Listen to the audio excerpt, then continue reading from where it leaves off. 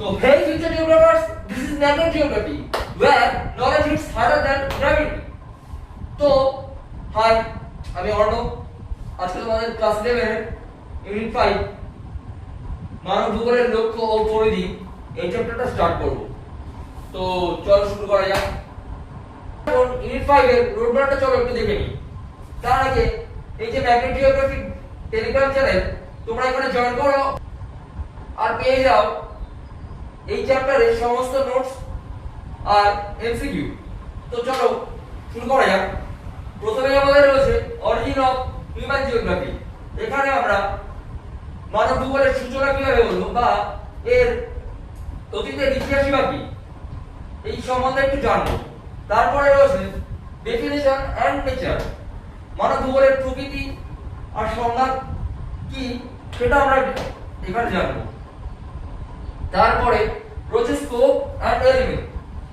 তারপরে content of human geography, এখানে আমরা মানব ভূগোলের বিষয়বস্তু সম্বন্ধে একটু জেনে নেব।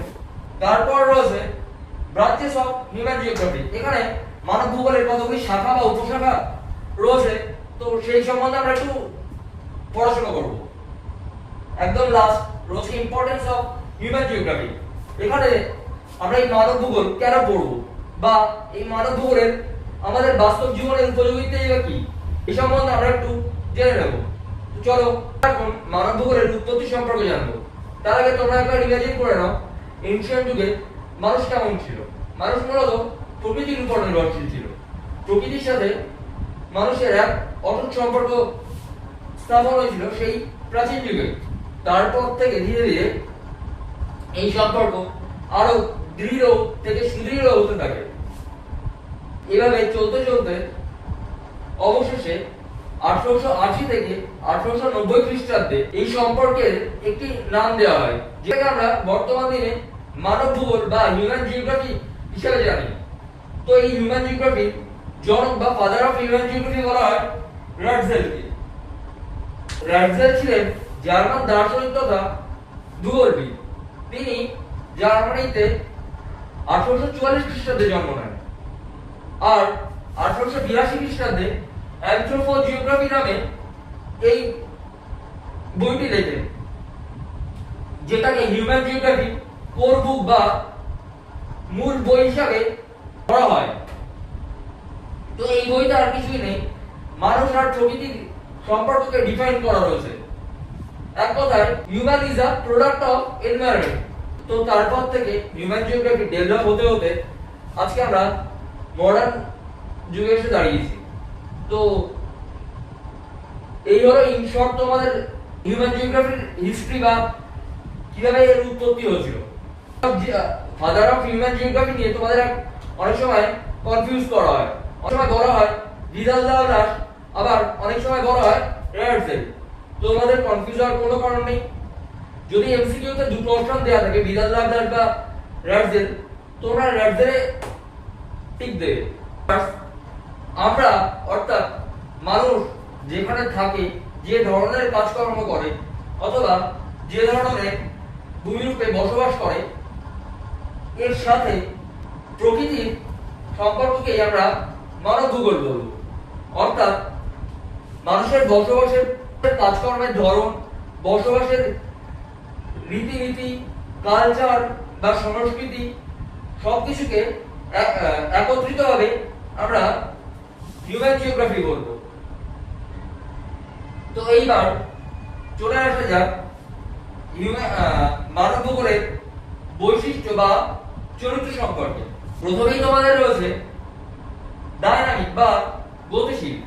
হ্যাঁ, মানব ভূগোল তো অবশ্যই গতিশীল। স্থান ভেদে তার জনসংখ্যা এবং সংস্কৃতি পরিবর্তন দেখা যায়। যেমন আমরা এখানে তোমরা দেখতে পাচ্ছ কলকাতা স্মল টাউন। হ্যাঁ, কলকাতায় যে ধরনের জনসংখ্যা বা যে ধরনের কালচার দেখতে পাই, একটা ছোট শহর যেমন আমাদের অশোকনগর বা হাবড়া, তো এই ধরনের শহরে কালচার সম্পূর্ণ রকম ভিন্ন। তোমরা যারা থাকো বা যারা কন্টিনিউ যাতায়াত করো তারা এই ডিফারেন্সটাকে বুঝতে পারবে। তারপরেই রয়েছে ইন্টারডিসিপ্লিনারি। বা বহুবিদ্যা ভিত্তিক। হ্যাঁ, এটাও তো ঠিক যে মানব ভূগোল বা হিউম্যান জিওগ্রাফি একাধিক বিদ্যা বা একাধিক সাবজেক্টের সমন্বয়, যেমন সোশিওলজি বা সমাজ বিজ্ঞান, ইকোনমিক্স বা অর্থনৈতিক ভূগোল, বা পলিটিক্যাল সায়েন্স যা মানুষের রাজনীতি বা রাজনীতির সাথে যুক্ত। তো এটাও মানব ভূগোলের অন্তর্গত। এবার দেখতে পাচ্ছ সায়েন্টিফিক বা বৈজ্ঞানিক ধর্মী। আমরা প্রায়ই দেখে থাকি জনসংখ্যা গণনা অথবা বিভিন্ন শহরাঞ্চলের ডেনসিটি বা ঘনত্ব পরিমাপ করার জন্য স্যাটেলাইট ইমেজ বা জিআইএস এর ইউজ করা হয়। এই গেল বৈজ্ঞানিক ধর্মী। এরপরে রয়েছে স্পেশাল বা স্থান ভিত্তিক।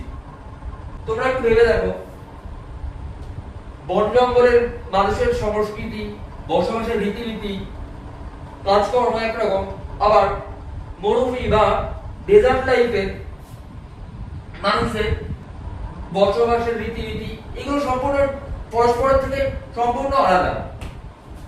আবার অন্যদিকে শহরাঞ্চলের মানুষ আর গ্রামাঞ্চলের মানুষদের মধ্যেও বিস্তর পার্থক্য দেখা যায়। তো এটাকেও তার জন্য আমরা হিউম্যান জিওগ্রাফির বৈশিষ্ট্য বা ক্যারেক্টারিস্টিক বলতে পারি। স্কোপ অফ হিউম্যান জিওগ্রাফি বলতে আমরা বুঝি মানুষ প্রাকৃতিক পরিবেশে কিভাবে সাড়া দেয় বা প্রাকৃতিক পরিবেশে মানুষ কিভাবে সাড়া প্রদান করে বা বিহেভ করে সেটাকে। এ বিষয়ে